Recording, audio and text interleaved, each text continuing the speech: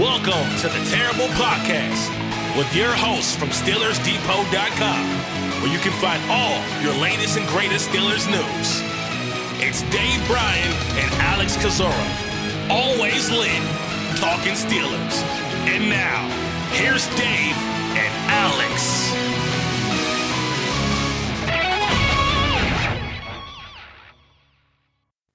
Welcome to the Terrible Podcast, Season 14, Episode 29. He's Dave Bryan. I'm Alex Kozora, SteelersDepot.com. Thanks for being with us here this Wednesday, Steelers Nation, as we begin to transition from the team's Week 3 win over the Raiders into Week 4 against the Houston Texans. Finally, an afternoon game after all these night games. Sunday, 1 o'clock at Houston. Should be a good game. We'll talk about that more on Friday, but maybe touch upon things a little bit today. Dave, how you doing? I am fantastic on this Wednesday. Kind of a weird week, right? It feels like we've missed covering some stuff, and I guess that's mainly because of the Steelers being caught on that plane and obviously not having any interview. What it was just there wasn't all that media interaction on Monday there, and that was obviously because they were trying to get back from Las Vegas there. But Mike Tomlin spoke to the media obviously on Tuesday there. We'll talk a little bit about that, and I guess we'll go over a little bit more. And you've got a couple interesting posts. I know you wrote about negative play, something that we've been talking about, and I'm sure we've got a few more observations after going back through the All-22 there. Yeah, we had spoken, and you really harped on the point Monday, and it got me thinking about all the negative runs. And so I wanted to quantify that, and we'll kind of dive into that maybe a bit later when we discuss what we saw from the All-22. But your traditional, usual Steelers housekeeping. Again, we'll talk about Mike Tomlin here in a moment, but a couple of roster moves occurring since we last spoke. Wide receiver Simi Fehoko was no longer a Pittsburgh Steeler. He was signed to the practice squad after final cutdowns. The cousin of nose tackle Braden Fehoko. He is now a Los Angeles Charger. He was poached off the Steelers practice squad in large part due to the Chargers losing Mike Williams for the season due to a torn ACL. And so Fehoko himself broke the news on TikTok, I think late on Monday night. And so that became official on Tuesday. And Pittsburgh making a practice squad move yesterday, or practice squad deletion, releasing cornerback Kalen Barnes, who had signed, I believe, on September 15th. Really fast corner out of Baylor, did not appear in a game with the team. He stayed on the practice squad. And so there's 2 open practice squad spots right now.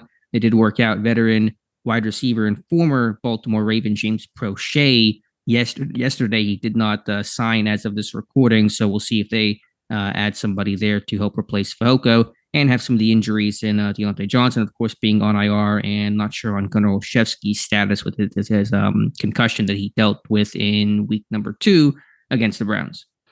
Yeah, I guess we're going to get a couple of practice squad signings today. James Prochet, that's a guy that we've talked about a little bit over the years, obviously with the Ravens for a little bit there. And didn't the Steelers have some decent interest in him a couple of years ago, back during the pre-draft process? I know we definitely have a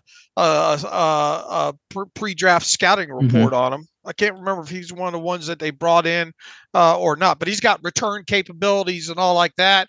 And obviously with them losing Fehoko, and good for Fehoko too. I mean, I know a lot of people say, man, that stinks to lose a guy like that, but man, this guy's going to their 53-man roster and going to get a chance to see if he can stick in the NFL at this point here. So I would imagine we'd have a couple more practice squad signings by the end of the afternoon here.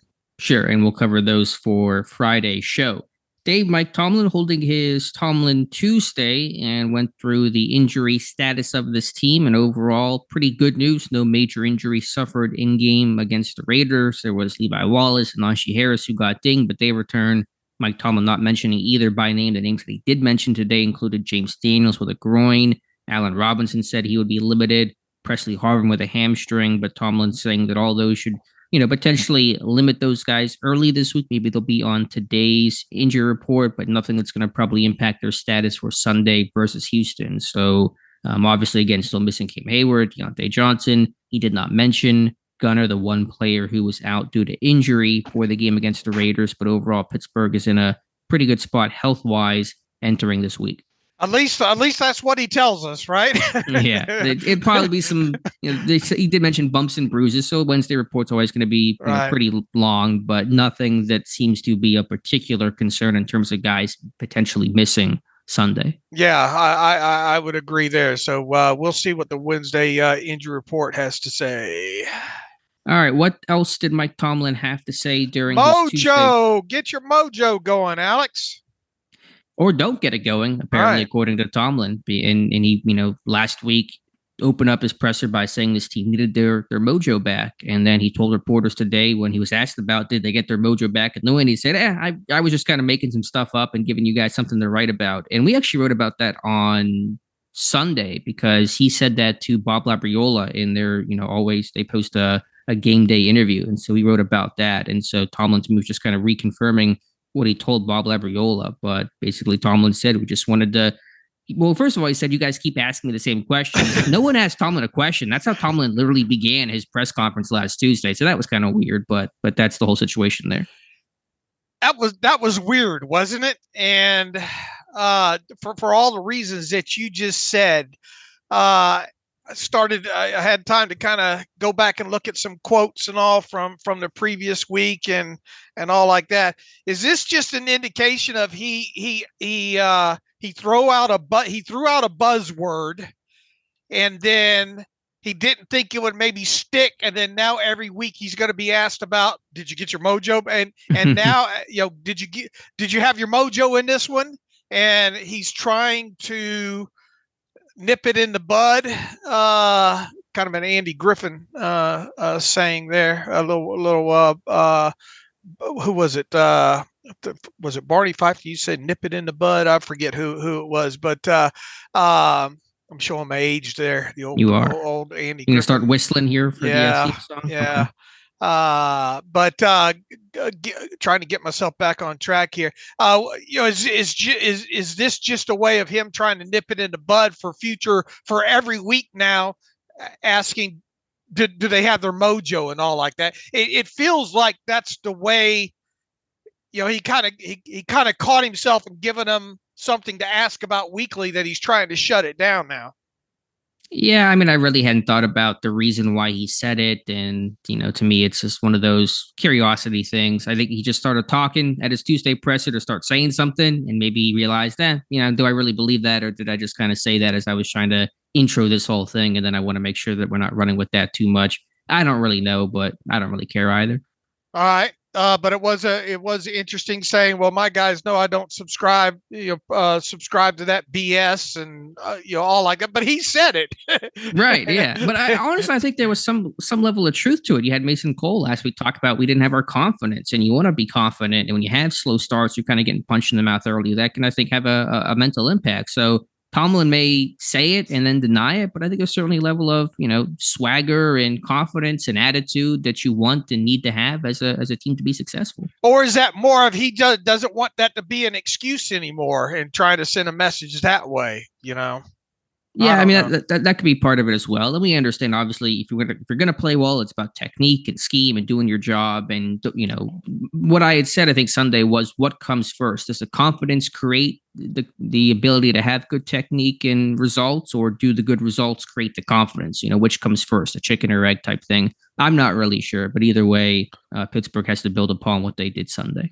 And I think another thing that he tried to make clear later on in the press conference was talking about all that time on the plane and, is there going to be any residual impact of that this week, and trying to shut down, it's going, God forbid that they should lose to the Texans on Sunday.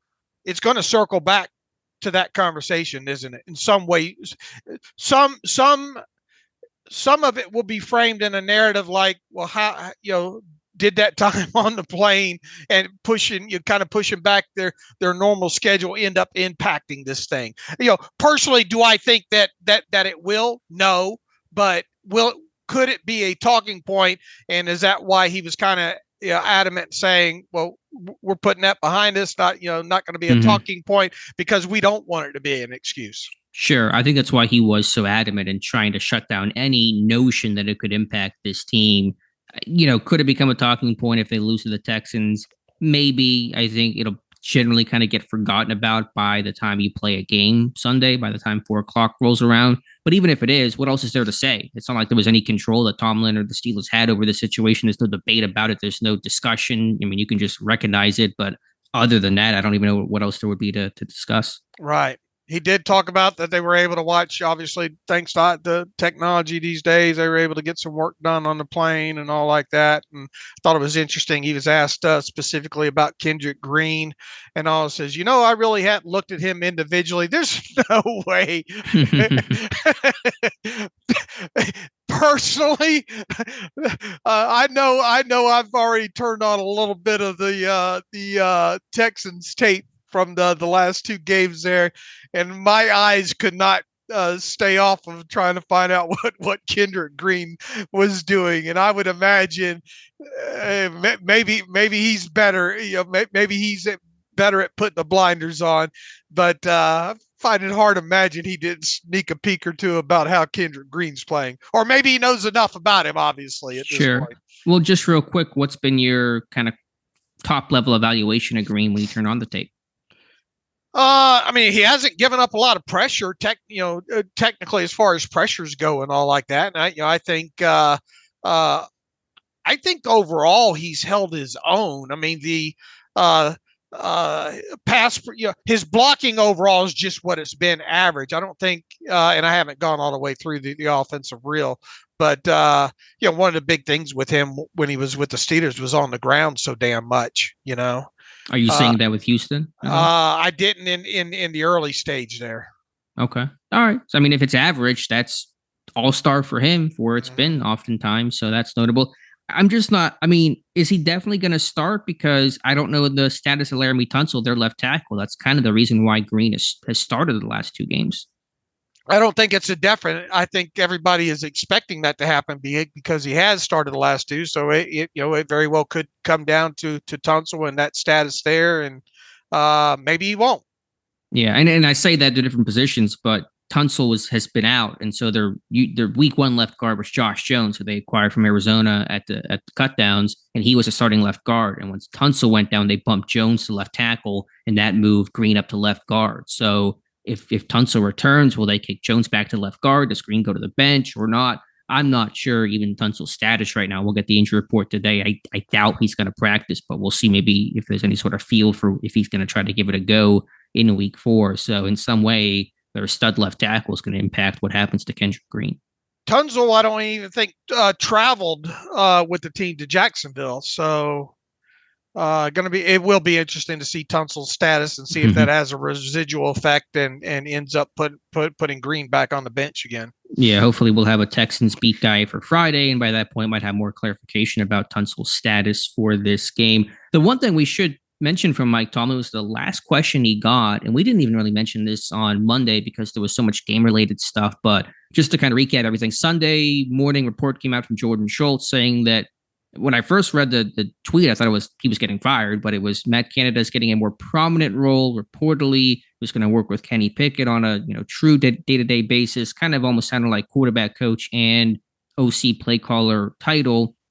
That I believe got refuted by The Athletic on Monday, and then Mike Tomlin Tuesday was asked about that. Has there been any change in Canada's role? And in a one-word answer, Mike Tomlin said no, to essentially deny and refute the report. So, I mean, I don't know how much you want to really discuss this, but that was the initial report, which has now been shot down by Mike Tomlin. Yeah, didn't we talk about this a little bit we didn't talk about it on the podcast. We were wrapping up on the Monday show, and I think we really even forgot to touch on that Sunday morning report there, but I think we hit on it a little bit on the Wednesday live stream or Monday night live stream and all like that. And I mean, there was nobody else clamoring to back up that report, at the time. It felt it felt a little shaky, to begin. I mean, the guy's been the OC for how long now, and it wasn't really even defined in a report what that even means with him supposedly working more, with Pickett. So anyway, there's no sense really spending a lot of time with it. Mm-hmm. If anything did happen, Tomlin's nobody's letting on about it, and he basically shot the report down on Tuesday. Sure, but I did want to mention that because that was a short but clear answer from Mike Tomlin's perspective that did directly refute the report and what's fact and what's fiction. Maybe that'll be found out some point down the road, but that's just where things stand today. Mike Tomlin praising the young players, especially on defense. And real quick, I searched something on Tunsil real quick from Aaron Wilson, I think. And he says the Texans have started Josh Jones at left tackle the past 2 games with Tunsil sideline. Tunsil badly wants to play and has been rehabbing constantly, but has been dealing with significant pain and stiffness in his knee, along with swelling that affects his mobility, according to sources. His outlook remains complicated on a short-term basis and perhaps longer because of a problematic knee injury. Tunsil was in supreme physical condition, but has dealt with the rigors of the game that has taken a toll on his knee. He was limited in practice last week, listed as questionable initially on the injury report, was ruled out for the game against the Jaguars, and did not travel. Okay, so still unclear on his status for this weekend. Doesn't sound great that he's going to have a shot to play in this one, but I think that's going to be the key to whether or not you see Kendrick Green, because I imagine if Tunsil does start, then Jones is going to go back to left guard and Green's going to go back to the bench. Okay. All right. Carry on where you're at. Sorry about that. No, that's fine. Good information there. Mike Tomlin praising the young defensive players, Keanu Benton getting his first sack, Joey Porter getting more snaps.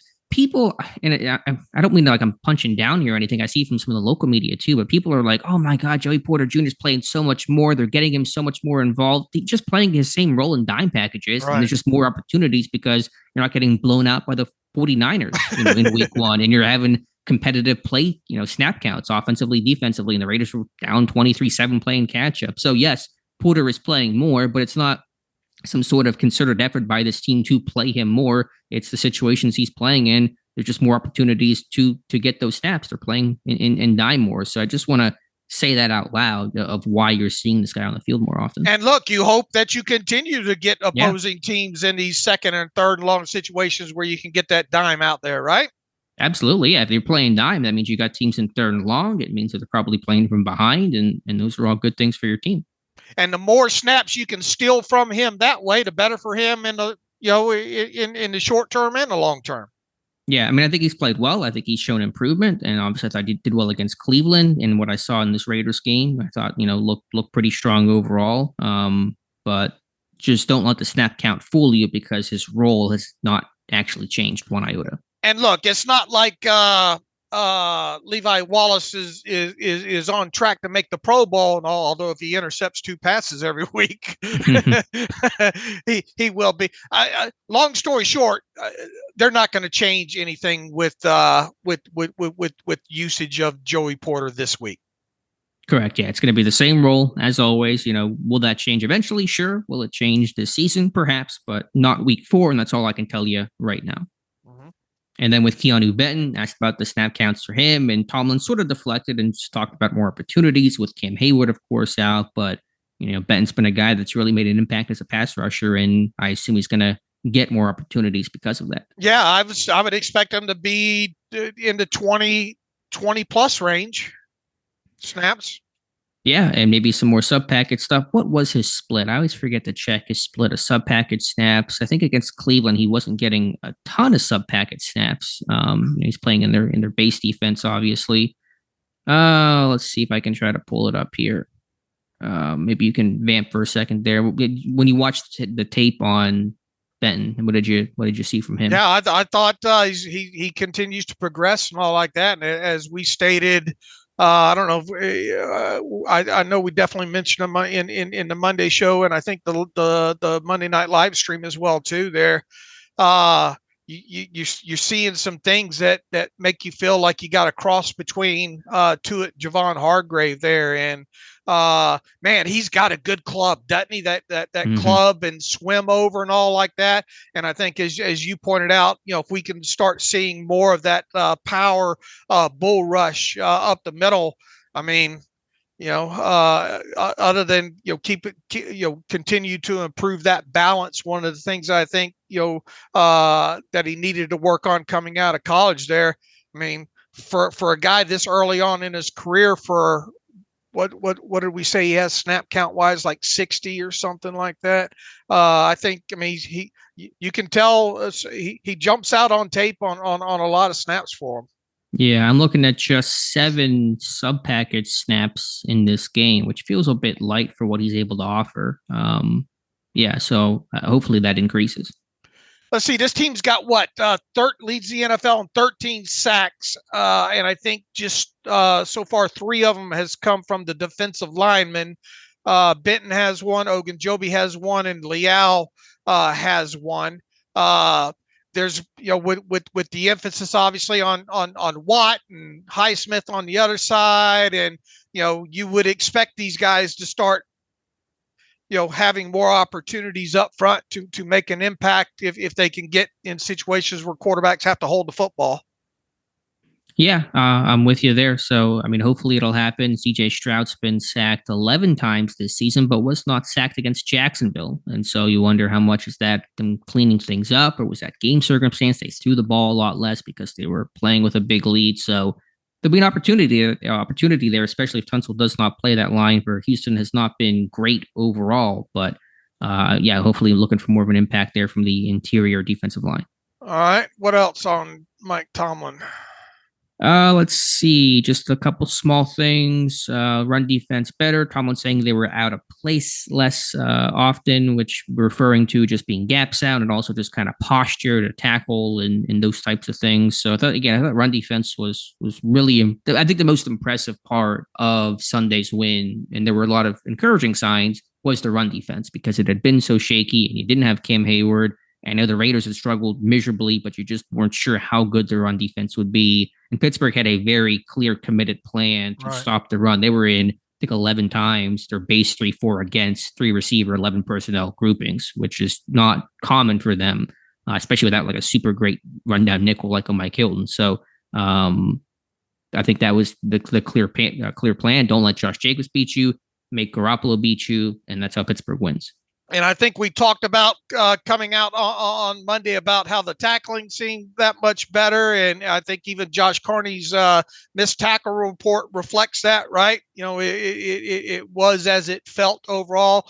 Now, the whole Devontae Adams thing is a whole different topic there. You don't like to see a guy go off on you like that. And it obviously could have impacted the game, especially at the end there. But run defense wise, they did clean a lot of stuff up. Mm-hmm. Anything else from Tomlin? I'm trying to go through my Tomlin tidbits article. He sure likes him some Will Anderson. Oh, yeah. That was a great story. He talked about him and just the pre-draft meeting and all like that. A guy that they obviously probably looked at quite a bit, but saying that even though Will knew he was probably going to go as high as he went, still was engaged and all like that. And then kind of in the process there, he talked about the other Alabama kid, Brian Branch, and all like that. And how impressed he was with him. Obviously they make their presence known at Alabama usually during those pro days and all. But I think it goes without saying that who knows when and if it will ever happen. But if Will Anderson or Brian Branch ever become free agents, Mike Tomlin's going to obviously be interested in those 2 players. I can see us writing about it now in like 2026 or 2027. Back in 2023, when the Steelers got ready for the Texans, here's what Mike Tomlin said about Will Anderson or Brian Branch. And I think that's bookmark that quote from Mike Tomlin. He talked about TJ Watt and how his film study has probably was already pretty decent at film study coming into the NFL. And he says, there's a significance based on football intellect and experience. Some people watch tape, some people study tape. That's a powerful statement in and of itself. That is a lot of relation to NFL media and NFL players. I think. Right. And what we do, and sometimes I try to catch myself, am I watching it or am I studying it? Something that hit home to me personally, and just always trying to do a better job of going through the all-22 and picking up on things and all like that. But he says Watt's on basically on the extreme side of the spectrum there, and from a preparedness standpoint, that's one of the reasons you get the production that you get from him, but beyond his freakish talent, which he has some freakish talent. And when you combine freakish talent with freakish work ethic, you get players like TJ Watt. Right, absolutely. And JJ Watt, who will be honored at halftime this weekend. And TJ Watt's talking about he's going to try to people to watch that halftime ceremony. I believe Derek Watt's going to be in attendance as well. So that'll be a side story to the ultimate focus on the game, but still a cool thing I'm sure we'll talk and write about this weekend. Yeah, and I tried. Evidently, TJ Watt had a media session with the Houston media to talk about the JJ Watt ceremony coming up and all like that. I sent an email to try to get a hold of that video. I haven't heard back yet. Maybe it'd be nice if that thing surfaced. I know their beat writers have written quite a bit about and all like that, but I don't know. Maybe by the end of the day, we'll have that full TJ Watt that we can write about. Hey, real quick, and this is really not that relevant, but does Mike Tomlin still do his weekly conference call with the opposing team? I tried to look for it. I think for the Browns game, I did not see any quotes or anything like that. Have you? Yeah, I didn't see. I haven't seen anything in these first 3 games on any of that. Same, and he's always been good about that. He said in the past he's specifically one of the few coaches that will talk to the opposing media, but I don't know if that's happened this year or not. Maybe it has. Yeah, and they surely don't pass that stuff along easily. No. All right, Dave, anything else from Mike Tomlin? Really no players to talk about because no one spoke on Monday because the team getting in so late, day off on Tuesday, so players will speak today, but right now it's just Tomlin. What'd you make of the moving the pocket thing, and what did Matthew Marks write about this morning about curious answer about Kenny Pickett's pre-snap freedom to audible? Yeah, there was a question basically asking how much freedom does Kenny Pickett have at the line? How much autonomy does he have to check out of plays and audible and that kind of stuff? And Tomlin says, quote, "It depends on week to week. Why would we have Kenny do it when we know there's 5 down linemen in the game? So it's not a player decision, it's a coaching decision." Not entirely sure what the question was. I think the question was basically, you ran into some really heavy boxes and some of those 5 down fronts that the Raiders employed, basically copying the Browns game plan. Does Pickett have the ability to check out of that? And Tomlin kind of punted and just said there's a lot of factors there. Any takeaways from that?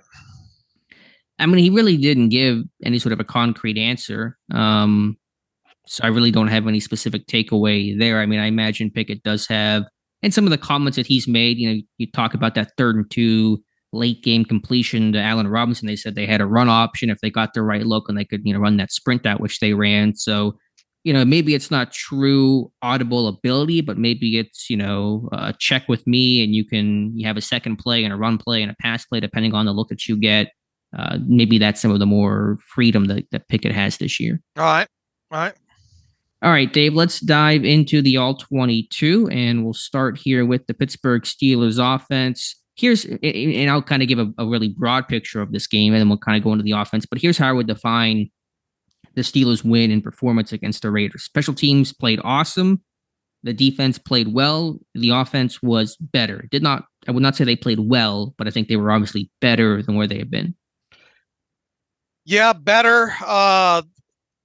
That was the hardest 100-something rushing yards that you'll find in that. Obviously, the explosive play to Calvin Austin was a big deal in that game, as were those two drives that we talked about in the third quarter there that they were able to string together and have all those successful plays in there. I think that third quarter, the two drives in the third quarter, the explosive play was just enough for that offense. I don't think you can look at the run tape overall in this game and get a great warm fuzzy feeling on this overall. I tell you what, they are going to have to. Are we going to see where is their identity still? They don't have one. Plain and simple. There's no bully ball identity in this thing. Now, there were a couple times when we talked about where a couple of those double teams where you saw that push and all in the line, but it's not. They don't come out there and line up with the confidence that they can just run the football like they probably want to be able to run the football, and especially not against stacked fronts and that kind of thing there. They are not running well when two tight ends are on the field, period. End of story there. My thought is, coming out of looking at this tape a few more times here, was they are going to have to start figuring out how to run the football out of 11 personnel, and really kind of spread out kind of situations and out of shotgun at that.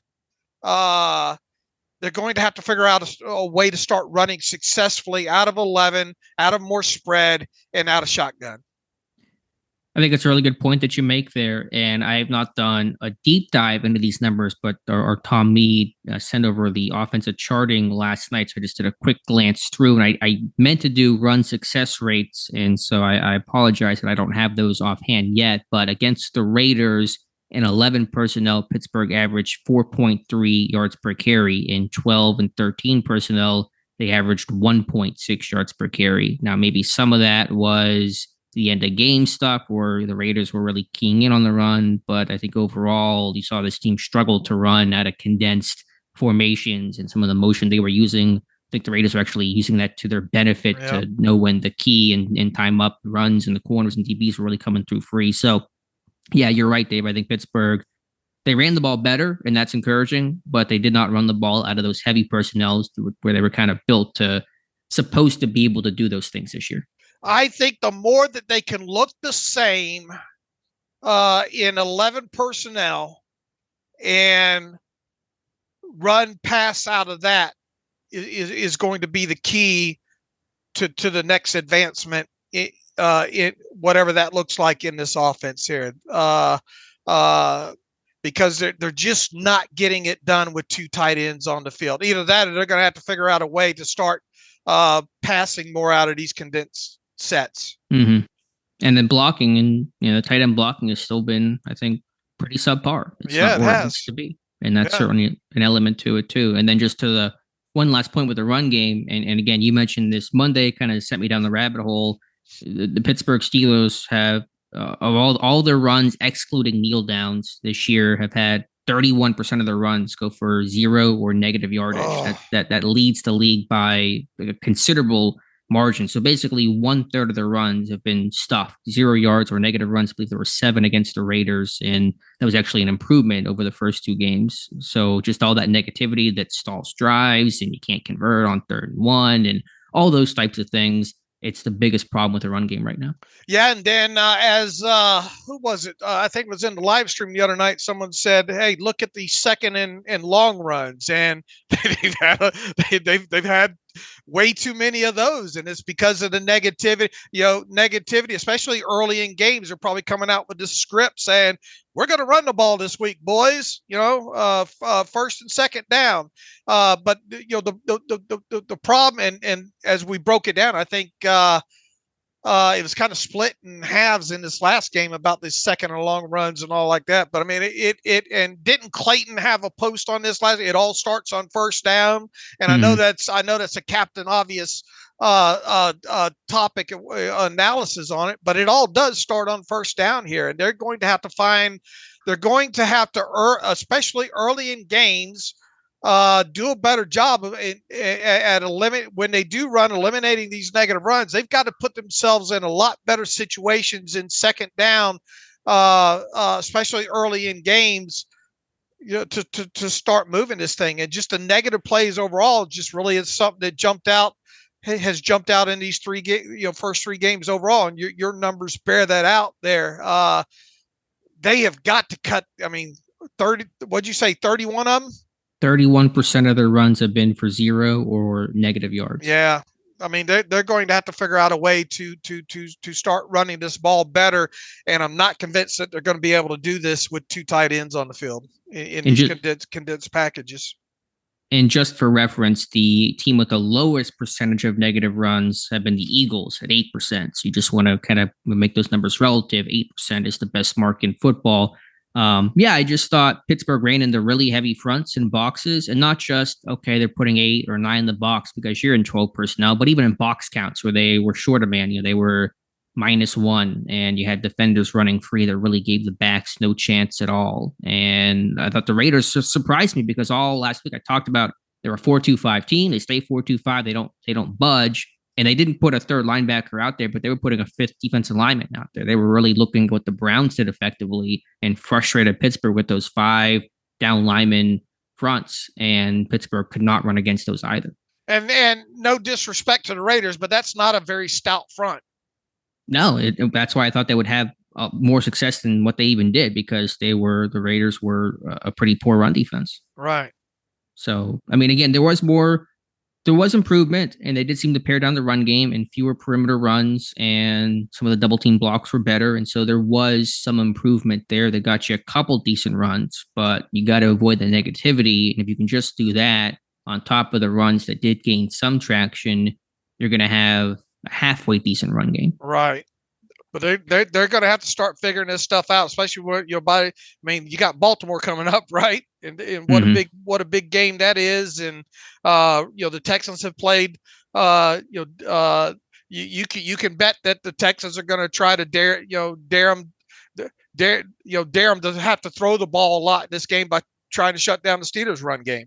Sure, that's been, I think, the MO of all 3 teams Pittsburgh has played so far. So when it comes to the passing game, what are your thoughts here, Dave?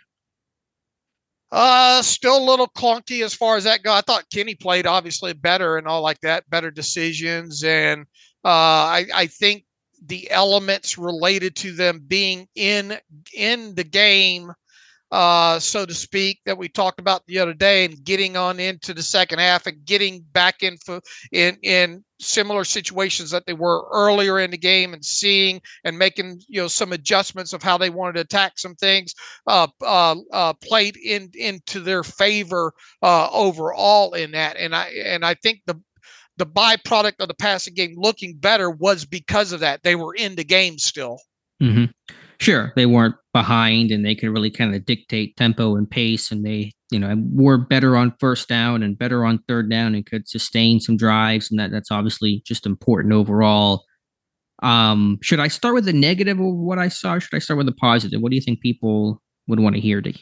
They probably want to hear the positive first. All right, so positive, and I had a video on this for the site. Thought George Pickens, he's really had to evolve his role for, I think, 2 reasons. 1, because Deontay Johnson is out, and 2, because, man, teams are not letting this guy get vertical. I mean, their whole mission, their whole game plan is to not let George Pickens win over the top. Have they hit a single deep ball or even back shoulder throw to Pickens this season? I don't think they have. No. And they've only even attempted a couple of them. I think there was one against San Fran, that great catch that was out of bounds in the end zone. And has there even been another attempt downfield? Well, that one against San Francisco, that they thought it looked like they jumped and probably thought that they had a free play on and all like that. And really that was the play that they went back to for the Calvin Austin play this past week here. Just didn't had more of a reduced split on that for Austin. Yeah, so good point. But I think it's been it. I think it's like the 2 true vertical shots that's been taken to Pickens, and that's just because I think teams have rolled coverage and they doubled him and they played corners off, and they're not really letting Pickens get loose. But he's winning in other ways. He's winning from the slot. He's winning on digs and crossers and the mesh concept on third down that gets him free, and that's really important for him. He's getting snaps as the backside X receiver, which is typically where Deontay Johnson's going to play, but they don't really have another true X receiver on this team right now with him out, and so Pickens has taken some of those snaps, and I think just these are plays he would not have made a year ago, and you see the yak. He already has more yak this year than he had all last year. I mean, it's crazy. It's been 3 games, and he's already easily cleared the yak that he had as a rookie. So that's been really important and encouraging for him. And he's needed it, and this offense has needed it because teams are not letting him get downfield. Right. And as we talked coming out of last year, you got to give him more opportunities to run in space with the football other than the deep shots and all like that. So far, they've done that. His yak represents that so far. And I mean, the design on that mesh was very well put together. I thought Allen Robinson did a good job of kind of, rubbing off the defender on that. And if you can indeed get him the ball running in stride like that, you're going to have, that was one of their explosive plays in this game, right? Then they only had two in this game, the touchdown to Calvin Austin and that play to him. That's if you're not able to throw it up over the top to either Austin or to George Pickens, that's the way that you're going to have to manufacture these explosive plays. It feels like, I mean, yeah, they've gotten a couple of runs from Najee so far, but I don't think when looking at this run game in totality, that's something that you can expect right now. You did have the explosive, well-designed play to get Jaylen Warren out in space in what was that, the Cleveland game there, but. To get these wide receivers specifically to start delivering more explosive plays, it feels like it's going to have to be a Randy Fichtner attack, catch short, run long.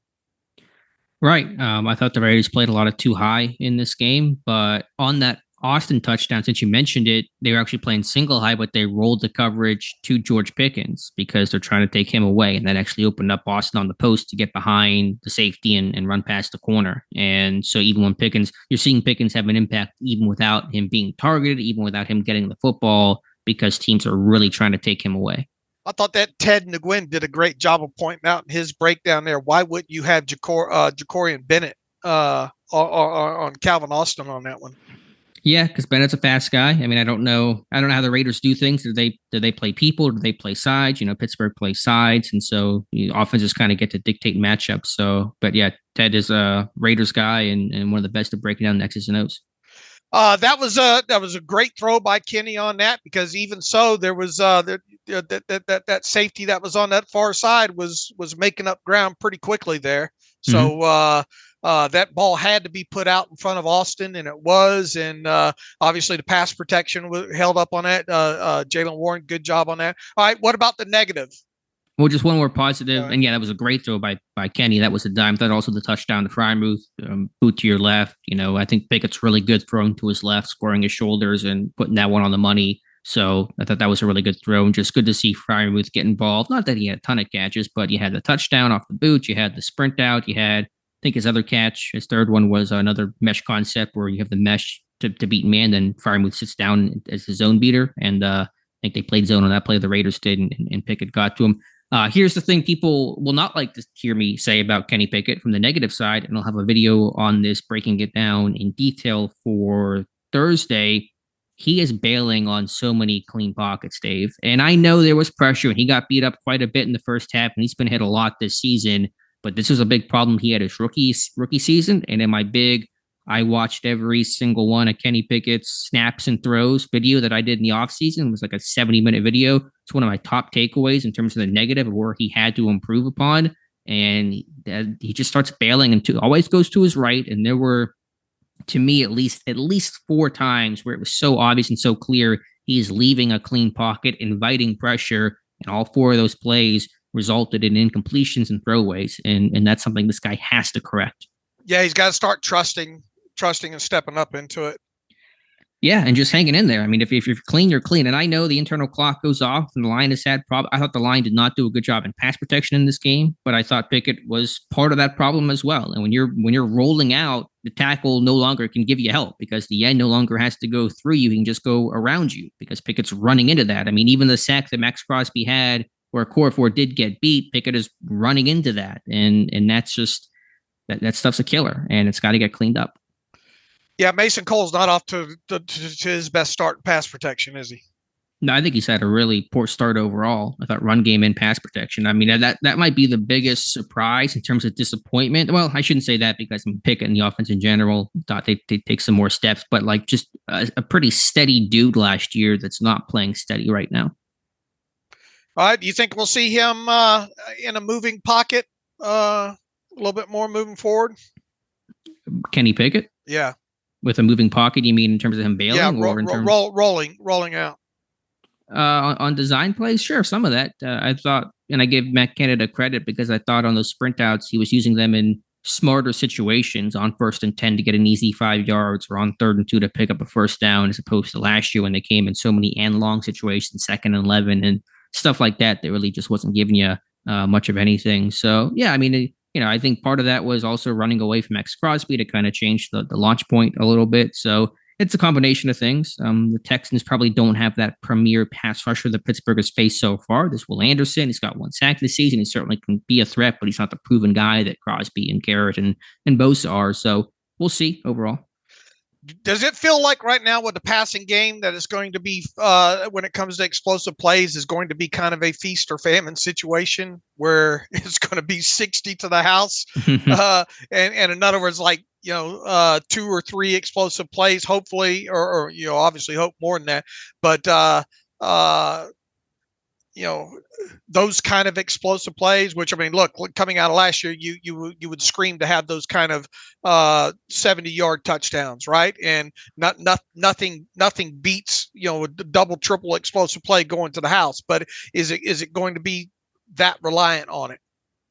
I mean, hopefully it isn't, but to answer your question, it kind of feels like where they're at right now. It's an offense to me that's still sputtering, that's occasionally clicking, and again, was certainly better against the Raiders, but I would not call it good. I would not call that a performance where they played well, and it's an offense that's still trying to figure out, as you said, who they are and how they win, and can they do things more consistently and get off to better starts, and they really struggle with that especially. So yeah, it's an offense to me that does not feel like it's where it needs to be for this team to truly, have a good season and be a threat in the AFC. I'm interested to see if they can come out and get this running game going out of 11.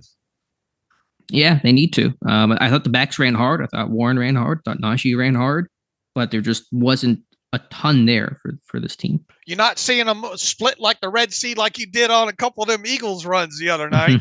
Now, what I would give for that O-line, and Stavlin's done a great job as their O-line coach, and the backs have been good. So, yeah, they avoid negativity, and that's why they lead the NFL with the fewest negative runs this season. Right. Got to get the negativity plays down. Got to get the running game going. One last note that I have, I thought Dan Moore Jr. struggling with power again. It's been his big issue. I think he's dealt with speed rushers generally well in his career. I think his big issue is his bull rushes and power, and Max Crosby putting him on skates. I know bull rushes are tough to defend and talented guys to get in your chest. Doesn't always look pretty, but I thought he was kind of getting consistently pushed back. Not even always by Crosby. I think Kuntz got him once too. So big problems there. Right. All right. Any other final thoughts with the offense? You want to flip over to the defense? Yeah, please? We can flip over to defense. Right. I don't really have any more really big expanded thoughts on the defense other than, gave up, obviously way too much to Adams. Yeah. What do you think the difference was? Because last year you shut him down. I mean, if he had schooled you every matchup, you would just kind of say, well, it's Devontae Adams. He's just a really talented guy. But Pittsburgh took him away last year. Why do you think he went off for such a big game this time around? Yeah, they just didn't do a good enough job in bracketing him, I mean, do you think there was I know we're trying to think back to last year, but was there more of a concentration to bracket him last year? I can't remember. Okay. I can't remember. Yeah, my sense was, again, a lot of in cuts and dig routes that were successful in this game. I thought Pittsburgh was playing some 2-man on 3rd down, gave up the sideline a couple times. I just felt like the middle of the field was pretty soft for Pittsburgh, and the Raiders just kind of feasted there. Right. Because they didn't really hit any like true deep balls to Adams. That the sideline shots really weren't there. It was a lot of the crosses, the 15-yard digs, and the over route on the touchdown that gave them the big plays. And wasn't he? He almost had another one, not for Holcomb there. Yeah, I mean, that was a great stick there. But yeah, they certainly, I think, were just winning over that, between the numbers all day for the Raiders. I agree. Let's see. Pass rush, I thought was strong overall. Highsmith, Golden, Watt, Benton, who we mentioned earlier. Again, run defense, I thought just good team run defense, just tackled well, gap sound. Again, playing in their base defense quite a bit in this game. Anything else to mention here, Dave? Well, I think they showed without Cam Hayward that they can function if everybody does their job correctly, because you had that wind back run, against the Browns that shouldn't have happened and all like that. So I think they did a better job of trusting themselves and everybody trying to do their job. And I think Mike Tomlin spoke to that. Just did a better job overall as far as the sound goes up front. And I mean, look, you got a decent back in Pierce that you're going to face this week. You obviously have a mobile quarterback, a more mobile quarterback that you're going to play against this week here. So, I mean, for not having Cam Hayward in there, we already talked about with Benton and Benton doing, playing better up front. I think Ogunjobi's been representing himself well. I think Montravius Adams has been representing himself so far. It was interesting to see them get Mark Robinson on the field for 4 snaps in this game as well too, and those ended up doing well there. So they are going to have to continue to improve against a run like they did in this game against the Raiders. Why do you think they gave Robinson just those 4 random snaps? I'm trying to look up my charting what the situation was there of when he got that. I mean, it was all in their 3-4, all of the first half. But even when Pittsburgh was in their base 3-4 later in the game, Robinson was not playing. Yeah, it was a bit surprising to see him on the field, I got to admit. Yeah, but I thought he did okay overall. He got put on his back on the one play. Other thought, Keanu Neal's a hitter. I mean, not that that's a shock, but I mean, this guy was, definitely, I think, displaying the hit power in this game. I thought Minka had an underrated game. I thought his tackling was really strong, really valuable. And, communication wise, I thought Pittsburgh communicated a lot better in this game than they did the first couple weeks of the season. Right. I would agree. And then special teams, obviously, Boz was excellent and Harvin was too. I thought the punt coverage unit overall was really impressive. Mark Robinson, 2 special teams tackles in this game. And I think they had 4 or 5 as a team in this one. Yeah, I thought Killebrew had a good tackle on his play. Robinson had the first 2 tackles on the punt team, including a great one on that first punt from Harvin.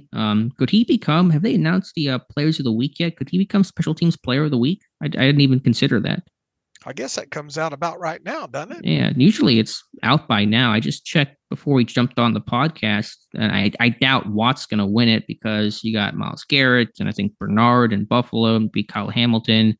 But could Harvin win it? Were there any other big special team plays in the AFC? Yeah, I didn't pay. I haven't looked that. Oh, was that Matt Gay with Indy? He's probably going to win it because he had a bunch of those 50-yarders to beat Baltimore. So I take that back. It's probably going to be him. Okay. But Harvin, a great performance regardless. All right, Dave, anything else here? Should we mention this? This story kind of picked up some steam yesterday. Jerome Bettis was on Ben Roethlisberger's Football In podcast that dropped randomly on Sunday, just a couple hours before the game. And somewhere in that whole conversation, they brought up the 2004 title game, and Bettis was, as past Steelers have done, accusing the Patriots of cheating. And there's obviously some evidence there in the whole Spygate thing, but you have any sort of takeaway, any sort of commentary on what Bettis had to say? Nah, just beer talk. Overall, I did. I mean, other than them actually talk, and they didn't spend a lot of time talking about it, but they're both still very well convinced that there was shenanigans going on there.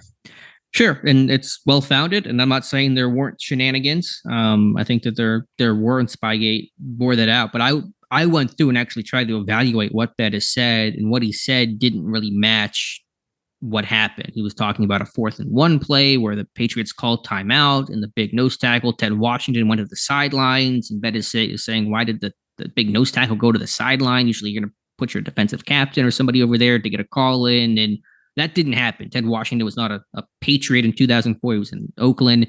Bettis is confusing him with Ted Johnson, there was a middle linebacker. So it would make sense for him to go to the sideline. The Patriots did not call a timeout before that play that Bettis is referencing.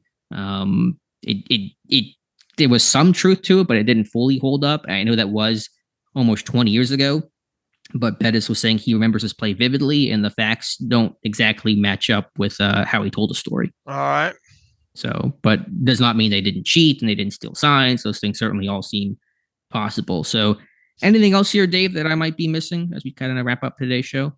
No, I think we've hit on the big things there. I'm excited to try to get deeper down into the Texans tape. I know Josh has started to hit it pretty hard, and also we'll be talking a lot about that on the Friday show. All right, Dave, let's get to a couple of reader emails and close out today's show. Let's see here what we have from the inbox here. Justin Brisbane writes in, if Houston gets a short and goal to go situation, we are going to see Kendrick Green at fullback just because, aren't we? That's I haven't paid attention. I mean, I suppose it's possible, but it would be comical if Kendrick Green gets into the game in a short goal situation. And I believe Pittsburgh's making a roster move. I'm trying to pull up the exact stuff. I'm just seeing it across our group chat. Jalen Camp, wide receiver. Jalen Camp to the practice squad and released Kalen Barnes, which we already knew about there. Okay, so that is one practice squad spot spoken for to help replace Fehoko. There is still one open one too, and so I'm not sure when that's going to get filled, but we'll let you know. All right. All right. What else do we have in the emo machine here, Dave? And yeah, with Green at fullback, I mean, again, we'll see if he doesn't start, then maybe they will. But I really want to see what happens with Laramie Tunsil. Bryce wants to know, make sure in life you find someone that lights up about you the way Mike Tomlin lit up about Will Anderson. Looked like he needed a cold shower after that question. Yeah, he delivered quite a response about Will Anderson there. Number 2, can you guys give a breakdown and overview of the concept of off-man coverage? Since the Steeler corners are playing off so much to start the season, are they playing more off-man as opposed to zone? And would it be more beneficial for them to play more off-man and get the benefit of both worlds playing off to not get beat deep while still being aggressive to the football? What have you seen in the charting? Well, our charting doesn't indicate depth and man versus zone. It's one of the few things that we don't chart. I think they've been a bit more zone heavy this year than man. They were a pretty man heavy team last year. I don't have the exact numbers on that, and they're kind of harder to find league wide. What was the second part of the question about not getting beat deep? I was going to try to search those numbers out for you. Can you, let's see, are they playing more off man as opposed to zone? And would it be more beneficial for them to play more off man and get the benefit of both worlds playing off to not get beat deep while still being aggressive to the football? I mean, I get what you're saying a bit, still play man coverage, but you're playing off. So you're kind of able to read the route and read through the quarterback a bit better. It just depends. It's hard to really answer that blanket. Depends on the personnel, depends on how much you're blitzing. I mean, there's probably a lot of factors to go into that. So it's not something I can probably give a great answer to right now, to be honest with you, but interesting thought. Let me see real quick if I can pull up tendencies here. Are you looking up man zone tendencies? Yeah. Okay. I mean, most teams, basically every team plays more zone than man. Even Pittsburgh, which I think was the 5th heaviest man coverage team last year, was I think a 60-40 zone man split in favor of zone. But it feels like they played less man coverage this year. Looks like 28% usage of man. Okay. 64% zone. Middle of the field closed. 46%, middle of the field open, 45%, 3-man rush, 5%, 4-man rush, 67%, and blitz, 28%. Okay. So do you know where that man coverage ranks? Do you have that information accessible to you? Because I'm always interested in that stat. It says usage 28%, usage percentage rank 18th. Okay. So yeah, again, last year they were around top 5. And so it felt like they were playing a lot more zone this year. And will that be the case for the whole season? Again, it's a bit game plan dependent. I think they played some more man coverage against the Raiders. 2-man, played more 2 high looks in this game than they probably did in the first 2 weeks. So there is an ebb and flow to it. Let's see. In week 3, man, 35%, zone 53%. Yeah, so you see the man coverage rate still, like I said, increased there a little bit. All right. Let's see if we got any more questions here. And first off, this from Antonio. First off, I'm a diehard Depot fan. Love everything about the site. It's my first stop for everything. I have a conspiracy theory on the Steelers offense that will lead to a book by Canada called Hostage. After listening to statements made by Canada, Pickett, and Tomlin, it seems to me that they have been instructed by Tomlin to basically run the damn play that's called. Kenny seems to have no option to change the play at the line, even when 14 people are in the box to stop the run. After all statements that he is a mature quarterback that can handle the moment, I feel like Canada is basically being the fall guy for what seems to be an elementary offensive philosophy. I would love to hear your thoughts and conspiracy theory on that. We talked a little bit about it at the top of the show based on some Tomlin comments. I mean, it's hard to know exactly how much autonomy, right? It is. Yeah, we're never going to be able to spell that out with perfect accuracy. I mean, I think it's been some more freedom this year. You're right. Some of the, running into heavy boxes has been frustrating. And can you check out of that? I mean, and again, some of that's you're on the road. It's harder to communicate. I know it had that home feel, but you're still, you're dealing with more opposing fans than you would be at Acrisure. There's probably just a lot of factors to go into this thing. Yeah, it's hard. I love a good conspiracy theory and all, but it's hard to stack on top of that based on what we know or what we will know. Let's see. Blake Literal, my 6-year listening to the podcast. Somebody asked the other day, what celebrity would you want a Steelers player to date? He says it's been rumored that our Pat Freiermuth has been getting flirty with Lombardi Trophy. I don't know where he came up with that one. He misspelled Lombardi, trying to make a play on words there. John DiStefano writes in, "Hey guys, are either of you worried about the lack of speed at cornerback on this team? After Sunday night's game, it seemed to be glaring to me." He says, "I know Pat P and Levi are game players, but they look below average when it comes to running. Thanks and keep up the good work." I'll say this about Pat Pete on that touchdown. He made up a lot of ground. It was a late pat. Could have done a better job in timing and on passing that undercut off and all like that. But he turned and ran. I mean, obviously other players. He made up a lot of ground in that. And if he would got his head around a little bit quicker, but it's hard to keep running and get the head turned around in the same breath there. I'm not sitting here worried right now as we sit right now saying, man, boy, the speed of the cornerbacks is what's killing this team.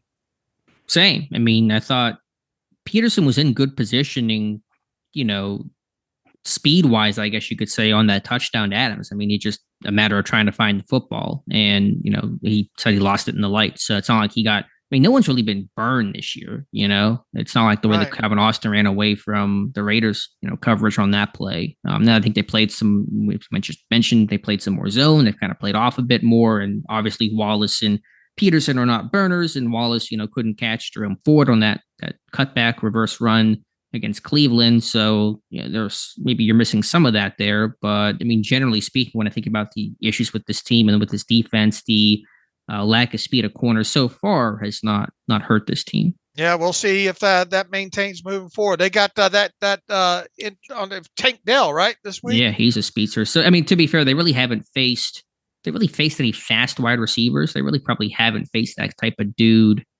yet. So I think, as you said, Tank Dell might be a big test. Damon Miller writes in, Najee versus Warren. Hello, I've been listening to the podcast for a few years, and I can say you guys have both been pessimistic and optimistic pursuers of mine. I don't know. Is that good? Well, find out the rest of the email and see what it says. My question is, what is the difference between Najee and Warren as it pertains to production? It seems like every time Najee touches the ball, he has the defender in his face upon the handoff. Warren, however, seems to hit the hole with a lot more ease. Is this due to the amount of outside runs given to Najee compared to Warren? Is it due to the predictability when Harris is in the game? It seems Warren has proven to be the better relieving threat and comes in on more passing downs, which may open up the defense more for him. Maybe Najee's ability to make the first defender miss is just too seductive for him to not run into the defender. I'm not sure, he says. Regardless, I think Harris is a very solid back, but using a first-round pick on him and watching the undrafted guy get more production just leaves me wondering what is the reason behind this. Look, I mean, we talked a little bit, I think, even on that live stream the other night, and if you look at the snap counts in the game, I think Mike Tomlin talked about how game flow dictates that and all like that. I mean, where Warren has been most impressive is in the passing game so far. Yeah, as a runner, he's not been productive, and I'm not knocking Warren for that. Oftentimes, the blocking just isn't there, but statistically, at basically most measures, Harris has outproduced Jaylen Warren. And I think from a negative play standpoint, Warren has been slightly better in terms of fewer negative plays, of 0 or negative yards, but it's not by much. And so I'll kind of defend Najee on that. I think he has run better than people are giving him credit for. And as a in the pass game, Warren's been excellent, and that's where he's, I think, at his best is third down passing situations. So I want to keep him in that role. No question about that. So, again, the run game as a whole has to be better. There's certainly things I'm sure Harris can do better, things Warren can do better. Right. But I think people have gotten a little too, Warren's been great and Harris has done nothing as a runner because the numbers don't tell that story. Now maybe if he busts one off for like 60 yards for a score this next week, but I mean, you got to block it up. And right now, as we talked about, I think they'd be better served to try to run more out of 11, out of shotgun. Now Kenny has been good on the limited play action so far. I mean, but can we see more play action out of shotgun? Maybe, if they start getting this running game going out of 11, can you do more stuff out of that? It just feels like the whole under center stuff as a whole hasn't been great. Yeah, we'll have to look at some of the numbers. I know you've done some of that on the data for under center production. My favorite play action numbers, and I've mentioned this before, but they pulled their guards 4 times this year, and they've all been on play action. They've had to actually pull the guard on a run play. So maybe actually do that, and that aspect of play action will open up some more. All right, I think we're about at the hour mark, are we not? Yeah, I think just over that. So we'll come back Friday, depending on how things go. Don't want to make any promises, but I think we'll have a couple of guests. And so this was maybe a bit shorter show today, but I think Friday is going to might be a 2-hour day we're looking at on Friday, Dave. All so right. Buckle up for that. All right, I will. In the meantime, you can follow me on Twitter at Steelers Depot. Follow Alex at Alex_Kozora. Follow the show at Terrible Podcast. Email the show, theterriblepodcast@gmail.com. If you like what we do and want to donate to the cause, SteelersDepot.com. Hit the donate button. If you're on mobile, that's in that little flyout window. Hit the 3 dots over there on the menu, and you can see the donate button. That way, you can also see the ad-free button that way too. I'm on desktop all day, and I have a blindness sometimes to forget that most of our users use mobile there. So if you hit that 3 dot menu and bounce out that navigational menu, you'll find the donate link and the ad-free option that way there. But as Alex said, we should have a pretty full show on Friday here. So in the meantime, we're going to start getting into the Texans tape and get ready for Pittsburgh Steelers versus Texans on Sunday in Houston. So as always, thanks for listening to the Terrible Podcast with Dave and Alex.